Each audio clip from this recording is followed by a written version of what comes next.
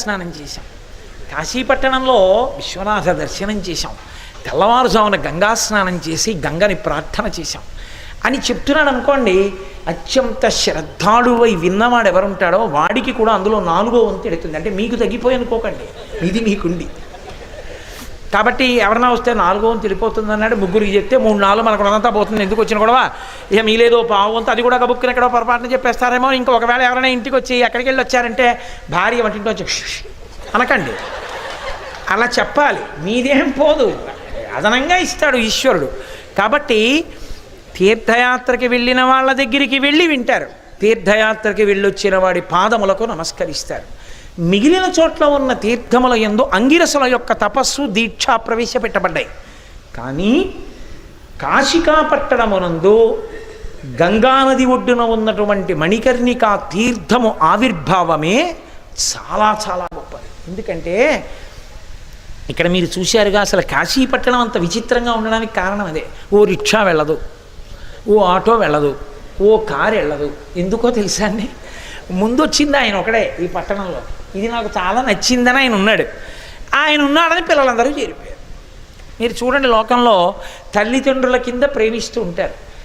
అప్పుడప్పుడు నాకు చిరాకు వస్తూ ఉంటుంది. ఎంతో బడలిపోయి ఉంటాను. తెల్లవారి నిద్ర లేచి ఇలా పూజ చేసుకురావడం పాపం, కాలింగ్ బెల్ కొడతారు. రాత్రి 10 వస్తూనే ఉంటారు. పలహారం చేయడానికి ఉండదు. ఈ ప్రవచనాలు చేయడం కాదు కానీ ప్రారంధం పలహారం చేయడానికి కూడా ఉండట్లేదు అనుకుంటాను. అనుకుని మళ్ళీ అనుకుంటాను, ఆ వచ్చిన వాడు పుట్టినరోజునో పెళ్లి రోజునో వస్తాడు, ఇప్పుడు దొరుకుతాడని రాత్రి 10ంటికి వస్తాడు. నా మీద ఎంత ప్రేమతో వస్తున్నారు. నా యందు తల్లిదండ్రుల్ని చూస్తారు. వాళ్ళ తల్లిదండ్రులు లేకపోతే నాలో తల్లిదండ్రుల్ని చూస్తారు. అసలు నా దగ్గరికి వచ్చి కూర్చున్నప్పుడు, నాతో మాట్లాడుతున్నప్పుడు వాళ్ళ భక్తి చేత, నేను అంత అధికుండని నేను చెప్పట్లేదు, వాళ్ళ ప్రేమ చేత వాళ్ళు నాలో ఒక తండ్రిని చూసుకుంటారు, తల్లిని చూసుకుంటారు. నేను మాట అంటే మురిసిపోతారు, నేను ఆశీర్వచనం చేస్తే పొంగిపోతారు. వాళ్ళ అమ్మా నాన్నయే వాళ్ళని గౌగులించుకున్నంత సంతోషపడిపోతారు. పోన్లే, వాళ్ళకి తృప్తి కలగడానికి 4 మాటలు మాట్లాడడం కన్నా ఇంకా నా జన్మకి సాఫల్యం ఏమి ఉంటుందని మళ్ళీ ఓపిక చేసుకుంటూ ఉంటాను. అలా అంటే నాతో పోల్చుకున్నానని మీరు అనుకోకండి, నాకే అలా ఉంటే అని పోలుస్తున్నాను. పరమశివుడు పార్వతీదేవి ఎక్కడుంటే అక్కడ చేరరండి. వాళ్ళకి ఇష్టమైన పట్టణం అంటే మరి పిల్లలందరూ రారు. అందులో అందరూ వచ్చేసారు ఇక్కడికి.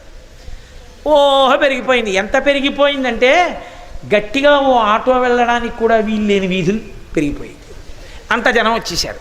పోన్లేరా, సందులు ఇంత పెరిగిపోయాయని ఎవడు రాడేమో, నడవలేమని చెప్పి రావడం మానేస్తారేమో. పలకలు, అందులోనే పెద్ద పనున్నట్టు ఆవులు, దూడలు. మరి పరమశివుడు ఎక్కడుంటే అక్కడ వేదాలు తిరుగుతుంటాయి, ఉపనిషత్తులు, పరదేవతా స్వరూపాలు, వృషభాలు, ధేనువులు వెళ్ళిపోతూ, మేము శుద్ధి చెయ్యొద్దు, మీరంటే గంగ ఎక్కడి నుంచో తేవాలి, మేమే ఉంది తినేసి వదిలేస్తే చాలు శుద్ధి అయిపోతుంది, ఇది గోమయంతో అని పేడలు, అక్కడి నుంచి కాళ్ళు జారిపోతూ ఉండడాలు, పలకలు, ఎత్తులు, పల్లాలు, అక్కడే కొట్లు, టీలు, కాఫీలు, పెరుగులు, మారేడు దళాలు, పువ్వులు, జిల్లేడు పూలు, ఉమ్మెత్త పూలు, ఉమ్మెత్తకాయలు, తెలుగులో అమ్మడాలు, హిందీలో అమ్మడాలు, అన్ని రకాల భాషల్లో అమ్మడాలు.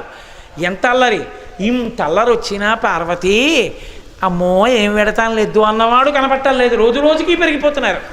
ఎంత పెరిగిపోతున్నారంటే అన్ని పనులు అయిపోయాయి కదా, ఇక్కడ చచ్చిపోదామని వచ్చేస్తున్నారు. దాంతో సందులు కలిసిపోయి ఇలా మేడలు అయిపోతున్నాయి. కొన్నాళ్ళకి ఇంకా ఏదో వింజుడడ్డు వచ్చేసినట్టు సూర్యకిరణాలు పడతాయో కూడా లేదో తెలియదు. విశ్వనాథుడి దేవాలయం దగ్గర తప్ప రోడ్డు మీద ఎక్కడా పోలీసులు ఉండరు, ఎక్కడా ట్రాఫిక్ సిగ్నల్ ఉండదు. తప్పించుకుపోతుండడమే. అలా వలా తలారాయి పలకలో అలలుంటవి తలలుంటవి ముందు బతుకులో, తలతోటి వాటిని నువ్వు తప్పుకోవాలి అన్నాడు ఎవరో మహానుభావుడు.